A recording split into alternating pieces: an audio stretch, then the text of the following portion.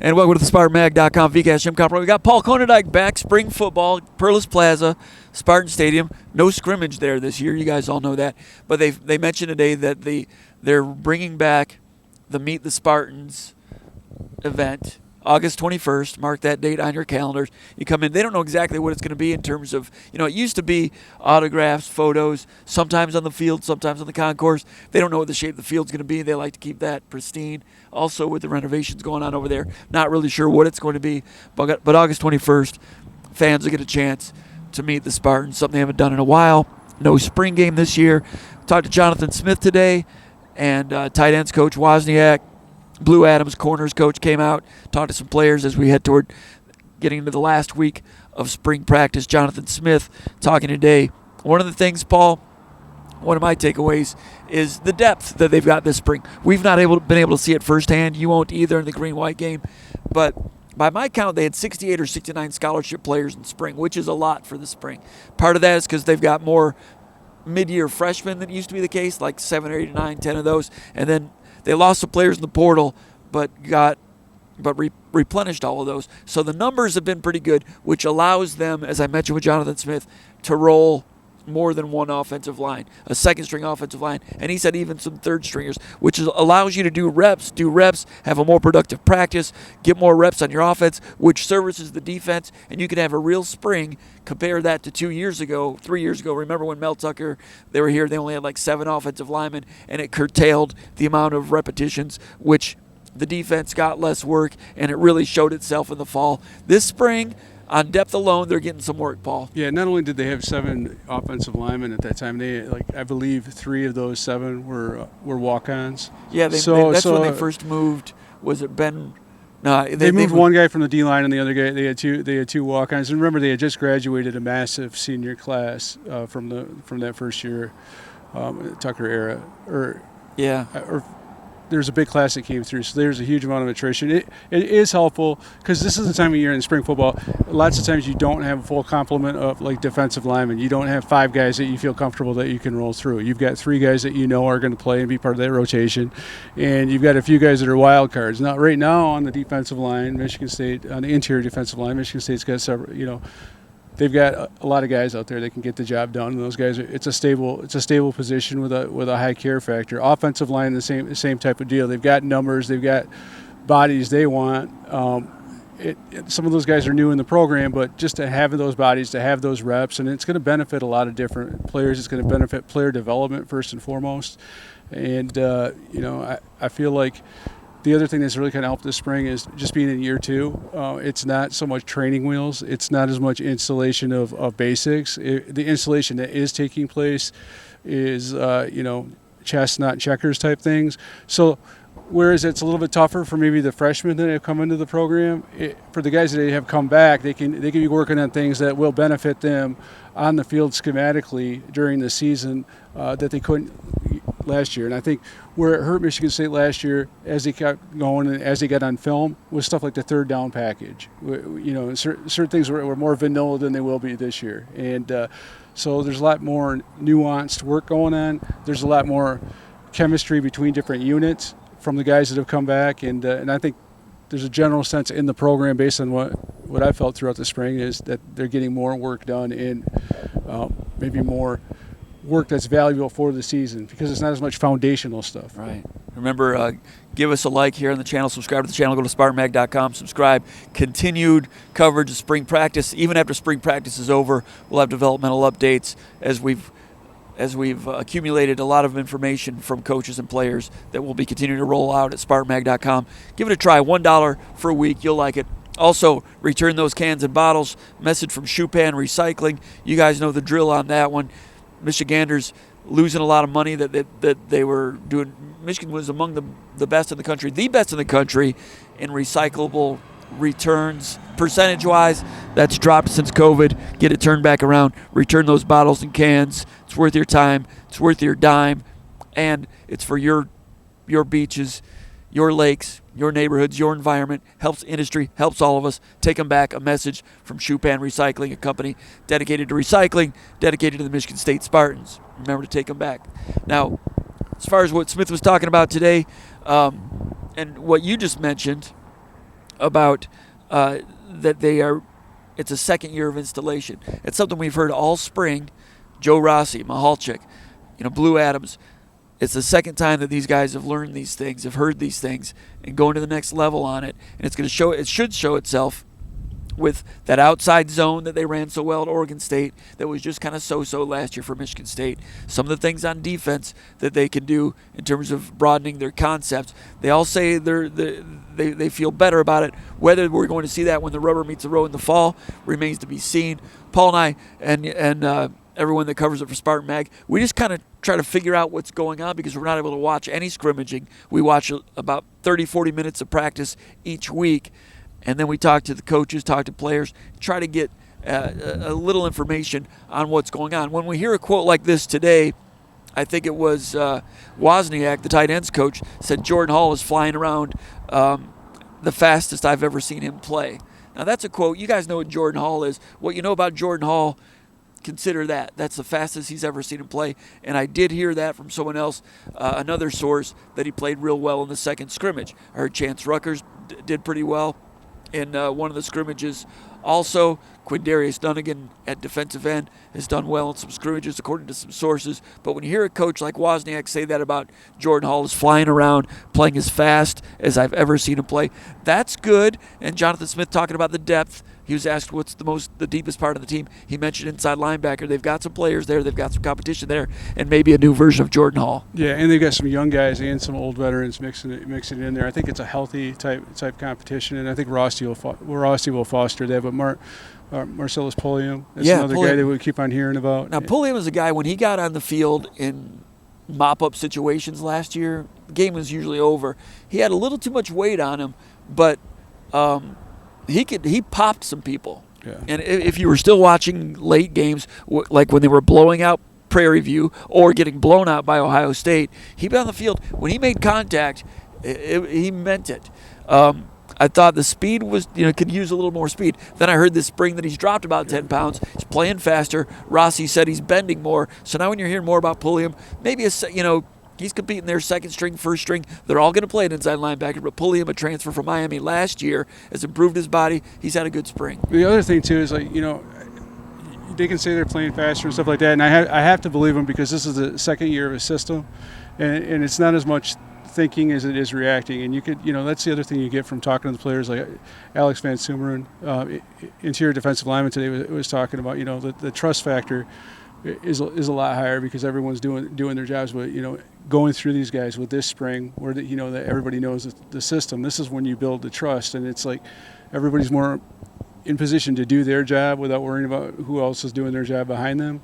When you've been in the system for a while, I just feel like, Van Sumer's a good example. He injured, he didn't go through spring football last year. He ended up earning a starting job, but now he's feeling very confident in the scheme because he knows it inside and out, having repped it as much as he did throughout the last year. And there's a lot of guys out there in that same boat. Like Ruquan Buckley is a guy that got a good amount of snaps last year as the fourth or fifth defensive interior defensive lineman, and he's coming on. They're saying good things about Grady Kelly, the transfer, and not just from him being a football player, but from him being a person and the type of dude that they want in this program. A guy that's hard-nosed, blue-collar, wants to stop the run, and I think that run defense, with that front seven is going to be pretty good. And then you mix in, if they stay healthy, because that was the issue last year, but you mix in some of the different size body types or some of the different styles of play and some depth in the defensive backfield. I think that the defense is probably going to take a step forward in some ways. Up the middle, those defensive tackles, the down defensive end position with Jalen Thompson competing with Quindarius Dunnigan. That's a real competition. They're both going to play a lot, which is going to keep both of them fresh. But that's a couple of guys. I know Jalen Thompson had a real nice freshman year. Last year, kind of I don't want to say sophomore jinx, but his productivity leveled out. He needs to take another step now here as a junior. He's changed his body a little bit, become more acclimated, so is Dunnigan. The defensive tackles, I'm not saying there's any NFL guys in there that are great, but they've got some depth, they've got some pieces, they got some functional proven players. Buckley's going to be better. Van Sumeren played well late in the year against Purdue, and that was good for him to have his best game of the year late in the year, the second to last game of the year. So can he continue to come around? Satchel's on the field. Hearing good things about Mike Schoenbeeler, too. athletic guy coming out of Chicago, redshirted last year. He's in the mix. You mentioned Grady Kelly.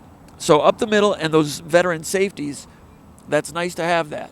On the edge, pass rush, not a strength. Corners, we're not really sure. We're hearing good things about Joshua Eaton, the transfer from Texas State. He looks the part. He's tall. He's angular. Been hearing it from day one of spring that he's doing some good things. They need that because you lose Charles Brantley, you lose Ed Woods. Not that they were great at corner last year, but you're starting over again. Eaton got him out of the portal. They're happy with him. Chance Rucker coming back from injury. Happy with how he's coming around. Malcolm Bell, transfer from UConn. Andrew Brinson still around. Aiden West, the true freshman, was looking good, got a little tweak. He's out for the rest of the spring. He'll be okay as the summer develops. George Mullen, true freshman, developmental guy, is going to be all right. But we don't know what the corners look like. We don't know what the pass rush look like. So we're not going to sit here and tell you that the defense is going to be great top to bottom. It's not. I'm just They're telling still you. Going to work all on I'm saying is they're going to be able to stop the run. And I think that's a great place to start. And I think that's where you have to start. If you want. Now I don't know. They're not going to stop the run against like Ohio State. No. But against winnable games on the schedule, they should be difficult to run against. Yeah, I mean you should be able to make a team. They don't play Ohio State. State. They're going to be. I don't know. I can't remember the schedule right now. But you can make teams one-dimensional. I'm talking about teams in their peer group are not going to run the football on them, and that's important. It's an important step forward. We talked about the corners last year. They weren't great at corner, but some of that has to do with not having safeties out there, not having adequate safeties. You got the communication piece not there, but there's injuries all over the place. So it's easy to look at who they lost and say they're going to be worse at corner because they don't have proven guys back. Well, a lot of guys weren't on the field. Chuck Brantley was really good, but he wasn't on the field for most of his career. Right. And I do think Chance Rucker's a good football player. I think he's going to be fine. But you got to stay healthy. And I do think it's one of the important things that Jonathan Smith was talking about today, and it was backed up by Blue Adams was talking about. They're better able to play man-to-man at corner. In the defensive backfield. I think that's a power quote. And as you and I were talking about off camera, that doesn't mean you're going to play a lot of man-to-man, but if you have the ability to play man-to-man, that means they're getting a little bit more athletic, a little bit more physical, a little bit more length, and that's something that needed to happen too. And I think they're also getting challenged by the wide receiver group that they have. So they're not getting a fool's gold type picture of what they can and can't do out there, because I do think those wide receivers are pretty dang good. Sure, and they need to get Dylan Tatum healthy and keep him and help him to stay healthy. He's a guy with good wheels and a guy that plays hard. Got injured last year in the opener, and that's a guy that can make a difference. He played corner out of necessity early in his career. Was not really his natural position. Functioned, but he's got some of that muscle memory. He can do some of that. Now when you move him to nickel, you got some of the corner feet and experience at nickel instead of an Angelo Gross. And you can see right there where potentially top to bottom across the field, there's more man-to-man capabilities. We've not seen him proven yet. He's got to be healthy, get on the field and do those things. Ade Willie's a guy that played corner last year. We said last year in the spring game, hey, God bless him, works hard, all those things, but people said in the spring game nothing really happened. You can't see anything. And I wrote diplomatically that he kind of struggled in the spring game. And then the regular season comes around, there's injuries, and Ade Willie had to play corner and did his best, did what he could. But now he's moving to nickel, which is more of his natural position. You've got other corners that are coming in and theoretically look more to the body type, skill type. And I'm hearing that Ade Willie is playing some pretty good football. He's at a position he can play as a second-string nickel. That's not a bad deal. Yeah, and then you got Malik Spencer, who's very good, very good football player. Nikai Martinez, very good football players, and so I think to me the big thing in the secondary was the health last year in a lot of different ways, and I thought they did. And then the pass rush disappeared. Well, yeah, but the pass rush disappeared because the coverage wasn't there. I mean, it's like it all goes hand in hand. And it's not like the pass rush wasn't perfect, but when they, as they lost guy after guy in the secondary, the holes, you couldn't window dress or put lipstick on the pig anymore, so to speak, with the pass rush. So, Joe Rossi does a nice job of doing a lot of different things, and with formations and a lot of different window dressing. But if you don't have guys on the back end, then it's going to be a problem. Anthony Jones went in the portal, had 2 or 3 sacks last year. Came into the spring, we projected him to be first string out of default with Bogle having graduated. Didn't see a lot of Jones on the field a whole lot. Saw him outside of pads, and they kind of knew that was kind of heading in that direction a little bit. Not a great player, not a difference maker, but a guy that's been on the field and functioned. And with Michigan State's problems in the pass rush, it's difficult to lose anybody, in my opinion. But I think Michigan State's going to go in the portal and look for. They're already planning to anyway. That's not on the record. You can just kind of tell what's going on. So now do they go try to get 2? In the meantime, Santiago, the guy coming in from Air Force, doing some pretty good things. Put on some weight. I went back and I wrote about him a couple of days ago. Watched their game against the Air Force game last year. It's Colorado State and Baylor. Does some good things. Again, I'm not going to promise that he's like a difference-making dude out there, but he can function. Played 500 snaps last year as a redshirt freshman. Good proving ground out there at Air Force. He's had a progressive spring, added some weight, and who knows? We don't know what's going on depth chart wise, but he might have moved ahead of Jones anyway during the spring. Yeah, sometimes that's what happens. When they got him, I thought, watching him and just doing some backstory stuff on him, that he might have been a good backup. That he might have been a good option for that, and maybe he can be more than that. I don't know, but I don't think Jones is in a situation, where he was a clear-cut number 1 guy, he strikes me as a guy that was a backup, and I don't think he was happy. I don't think he was happy with the role of playing, however many snaps he plays as a backup. And you don't know what the agents are telling some of these guys. Right. So I don't think there's anyone shedding any tears about that having happened. But good luck to him. Bottom line is they got to go out and get some pieces. Maybe 2 now. You got to have bodies that can do it. And and I know the guy that they brought in from Wisconsin. He's got some upside. But the problem is you bring in a redshirt freshman from Wisconsin. Yeah. He's a guy that's basically you think, oh, he's been in college football. He hasn't. He's in year 1. So if you transfer after your freshman year, and you play on the scout team or your backup, you are not getting the kind of reps that you would get as if you were a contributing sophomore or contributing junior. You're basically, restarting your college football career. And that's no disrespect to him. That's something that he can make a decision to do. But if you're Michigan State counting on a guy as a redshirt freshman to be in the 1s or 2s, a guy that's never played any snaps, you don't want to be in that situation. Maybe he can bring him along. Maybe he has a really good training camp, and he has like one of those Shalik Calhoun type of things where you're like, oh, he can be, the third pass rusher off the edge as a freshman, develop into something more after that. But you can't rely on a guy that transferred as a true freshman, will be a redshirt freshman this year or whatever he is, because he is starting all over again. He's athletic. He's young. He's down the road. Could get on the field in a couple situations here and there, but not an answer at this point. He's a developmental transfer. So it's going to be about the portal and the transfer for the pass rush position, the edge rusher, and that's going to have a big determining factor on how good the defense can be. Like it or not, that's college football these days. Like I wrote yesterday, Bubba Smith is not walking through that door. Shalik Calhoun's not walking through the door. If you can go out and get, remember a few years ago when they recruited Michael Dana, who was an all-league guy at Central Michigan, ended up going to Michigan, ended up being second string for a really good defense, NFL player. That's the type of guy that would be nice to pluck off a tree somewhere. That's we'll be covering that as SpartanMag as to what they do. The rest of the operation, I don't think it's a big secret that I think there's pretty good progress in terms of physicality, knowing what they want to do, knowing what the landscape is. I'm sensing more of a comfort level from Jonathan Smith also. Just eager to get to work and continue to make progress.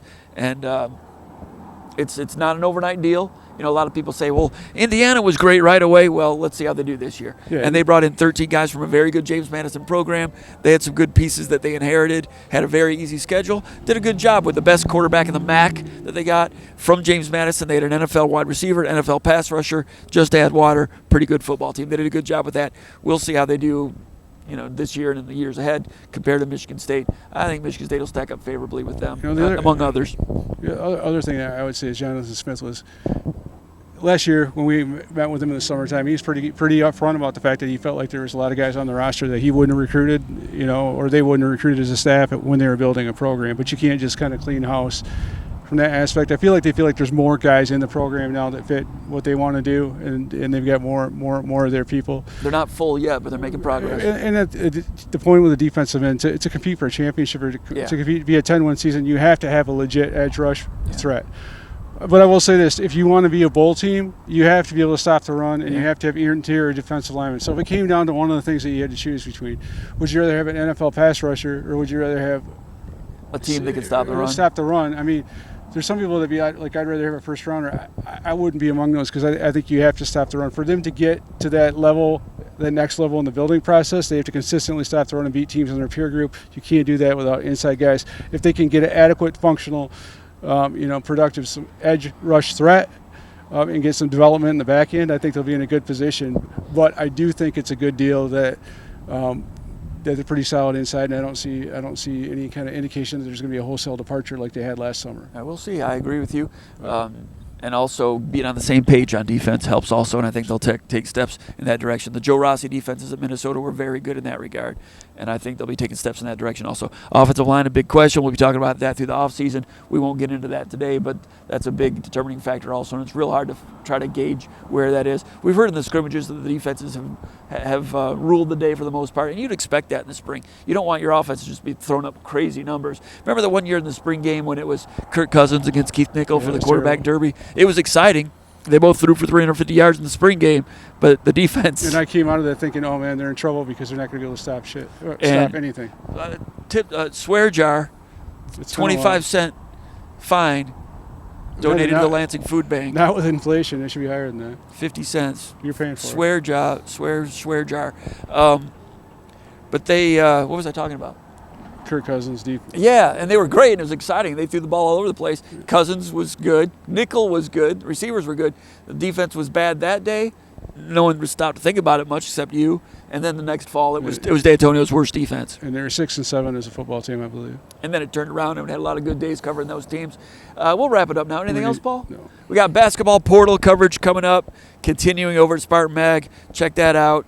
We'll have the latest on that. Go to SpartanMag, Underground Bunker message board, Final Forum message board, Church of What's Happening Now with Michigan State Sports, Daily Narrative of Michigan State Sports, over the Underground Bunker message board. If you're a Michigan State fan, check it out. You'll love it. For Paul Konyundyk, my name is Jim Comparoni. You've been watching the VCast from the Pearls Plaza, East Lansing, Michigan, for SpartanMag.com.